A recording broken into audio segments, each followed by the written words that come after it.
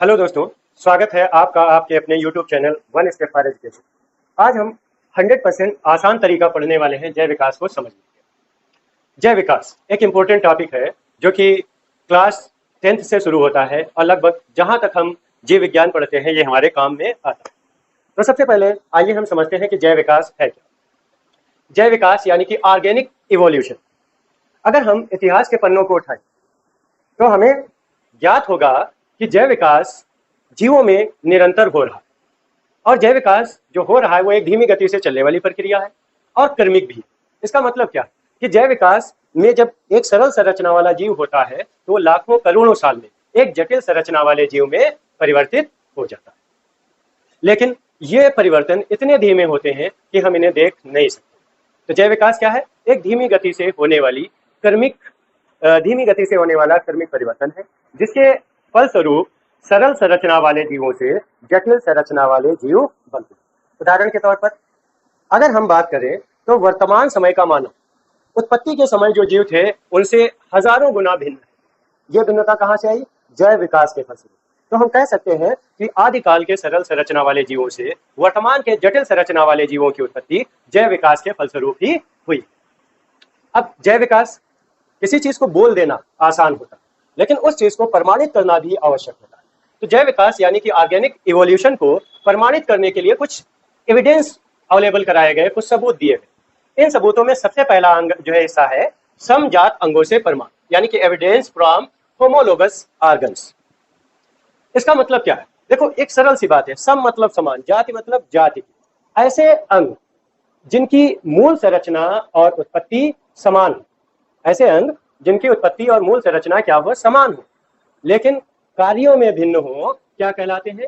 समजात अंग कहलाते हैं। एग्जाम्पल लेते हैं। एग्जाम्पल का एक सीधा सा अर्थ है कि अगर हम घोड़े के अग्रपाद, मेढक के अग्रपाद ले ले, मनुष्य का हाथ ले ले, व्हेल मछली के चप्पू ले ले और घोड़े के अग्रपाद को ले ले, तो इनकी उत्पत्ति और मूल संरचना बिल्कुल एक जैसी होगी, लेकिन जब ये धीरे धीरे विकास क्रम में विकसित होते हैं तो इनके काम अलग अलग हो जाते हैं। जैसे मनुष्य के हाथ चीजों को पकड़ने के लिए, घोड़े के अग्रपाद दौड़ने में सहायता करते हैं, मेढक के अग्रपाद उछलने में मदद करते हैं और चमगादड़ के जो पंख हैं वो उसकी उड़ने में सहायता करते हैं। बची व्हेल मछली के जो चप्पू होते हैं वो उसके तैरने में सहायता करते हैं। तो इसमें एक सरल सी बात क्या है कि इनकी उत्पत्ति समान होगी लेकिन इनके क्रियाकलाप भिन्न होंगे। इसके बाद हम सेकेंड पॉइंट की तरफ बढ़ते हैं, समरूप अंगों से प्रमाण, एविडेंस फ्रॉम एनालॉगस ऑर्गन। इसमें भी एक सिंपल सी बात है, अगर ये समझ में आता है तो अगला स्टेप और आसान हो जाता है।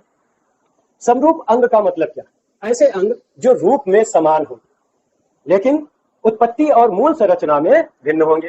फॉर एग्जाम्पल, अगर हम एक चमगादड़ के पंख ले लें, पक्षी के पंख ले लें और किसी कीट के पंख ले लें, तो हमें पता चलेगा कि तीनों की उत्पत्ति और मूल संरचना में भिन्नता है, लेकिन अगर हम देखेंगे तो वो तीनों अंग जो है उड़ने के लिए उपयोग किए जाते हैं, अर्थात उनका काम एक।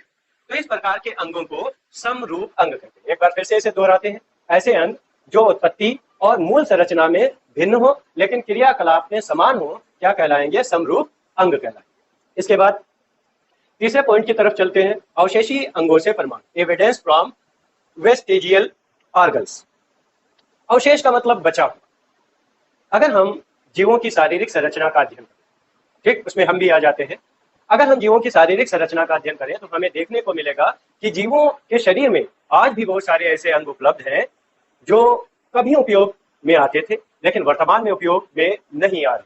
फॉर एग्जाम्पल, अगर हम अपनी आंख के करीब का निमेशक पटल देख लें, यानी कि ये जो लाल वाला हिस्सा दिखता है यह निमेशक पटल कहलाता है और मनुष्यों में ये अविकसित है केवल अवशेष के रूप में, जबकि ये मेंढकों में विकसित है क्योंकि जब वो जमीन से पानी में जाते हैं तो निमेशक पटल उनकी आंख को ढक लेता है जिससे उनकी आंखों में पानी प्रवेश नहीं करता और वो पानी में आंखें खोल करके आसानी से तैरते हैं। इसी तरह से अगर हम अपने कान के पीछे की पेशियों की का अध्ययन करें तो हमारे कान के पीछे बहुत सारी ऐसी मांसपेशियां उपलब्ध हैं जो कभी क्रियाशील थी लेकिन अभी वो क्रियाशील नहीं, जबकि बकरी, घोड़ा या हिरन जैसे जानवरों में यह भी विकसित है। आप लोगों ने देखा होगा कि वो अपने कानों को हिलाते हैं, साउंड की तरफ रिएक्ट करते हैं। क्या हम कर सकते हैं? नहीं, क्योंकि हमारे अंदर कर्णपल्लव पेशियां एक्टिव नहीं, अगर वो क्रियाशील होती तो हम भी अपने कान को मूवमेंट करा सकते थे उन जीवों की तरह से जिनमें ये विकसित है। तो इस तरह से ये हमारे अवशेषी अंग हो गए। और अगर इंसानी शरीर में देखा जाए तो बहुत सारे, जैसे शरीर पर बालों का होना, निमेशक पटल और वर्मी पार्ट अपेंडिक्स का होना, इसी तरह से कुछ कशेरुकी का होना, ये कई सारे हैं। और इसके अतिरिक्त भी बहुत सारे अंग हैं जो हमारे अंदर अवेलेबल हैं और पहले कभी क्रियाशील होते थे, या हमारे पूर्वजों में या उनके पूर्वजों में, लेकिन वर्तमान में वो क्रियाशील नहीं। इसके बाद हम अंतिम बिंदु पर चलते हैं, जीवाश्म से परमाणु। जीवाश्म, जीवों का बचा हुआ हिस्सा। तो हमें बहुत सारे पृथ्वी पर जीवाश्म मिलते। जीवाश्म मिलते कहाँ से? पत्थरों या मिट्टी के नीचे जो दब जाते हैं जीव जंतु, या कभी कभी बर्फ के नीचे, बर्फ की चट्टानों के नीचे दब जाते हैं। इन जीवों के जीवाश्म यानी कि बचे हुए अवशेष हमें कभी कभी प्राप्त होते हैं। अब जब हमने इन जीवाश्मों का अध्ययन किया तो हमें पता चला कि उन जीवाश्मों में कुछ ऐसे अंग विकसित हैं और पूर्ण रूप से क्रियाशील थे जो वर्तमान में हमारे अंदर नहीं है। और जब विकास क्रम के जीवाश्मों का अध्ययन किया गया तो जीवाश्मों की कड़ी जुड़ने पर पता चला कि कभी वो किसी कड़ी में अवेलेबल थे, उपलब्ध थे, क्रियाशील थे, लेकिन अगली कड़ी में उनकी क्रियाशीलता घटी और हम लोगों तक आते आते, वर्तमान जीवों तक आते आते उनकी क्रियाशीलता घट गई, बिल्कुल ना के बराबर। अब इस तरह से हम ये एक बात करते हैं, जीवाश्म से परमाणु, इसका भी एक उदाहरण लेते हैं। इसका एक बहुत ही महत्वपूर्ण उदाहरण है जो अलग प्रश्न के रूप में भी पूछा जाता है, आर्कियोप्टेरिक्स। अगर आर्कियोप्टेरिक्स को आप देखेंगे तो इसके चोंच पाई जाती और पंख पाए जाते। चोंच और पंख गुण है पक्षी का। अगर हम इसके चोंच के अंदर देखें तो दांत पाए जाते और इसकी पूंछ काफी लंबी होती। पूंछ और दांतों का होना इसके सरीसृप जीवों से संबंध को दर्शाता है। तो अगर हम आर्कियोप्टेरिक्स की बात करें तो ये पक्षी और सरीसृप दोनों जीवों के लक्षणों को प्रकट करता है और इन लक्षणों से हमें पता चलता है कि ये डिवाइडेशन हुआ होगा, कि ये जीव जो होंगे जिनके अंदर दोनों लक्षण मौजूद होंगे, विकास क्रम में ये अलग हो गए होंगे और कुछ सरीसृप बने होंगे और कुछ पक्षी वर्ग में चले गए। तो जैव विकास हमने पढ़ा। जैव विकास असल में हमें जीवों के इतिहास के बारे में बताता है, किस तरह से जब पृथ्वी की उत्पत्ति हुई और सरल संरचना वाले जीव बने, उनके ऊपर वातावरण, भौगोलिक दशाओं का क्या प्रभाव पड़ा और वो कैसे विकसित हुए और उनका विकास क्रम कितना। ये सब चीजें हमें जैव विकास से पता चलती है। जैव विकास पूर्व से होता चला रहा है, वर्तमान में भी हो रहा है और भविष्य में भी होता है। इस तरह कोई कोर्स अभी हमें नजर नहीं आता है। मिलते हैं इसी तरह के अगले मजेदार वीडियो में। धन्यवाद दोस्तों।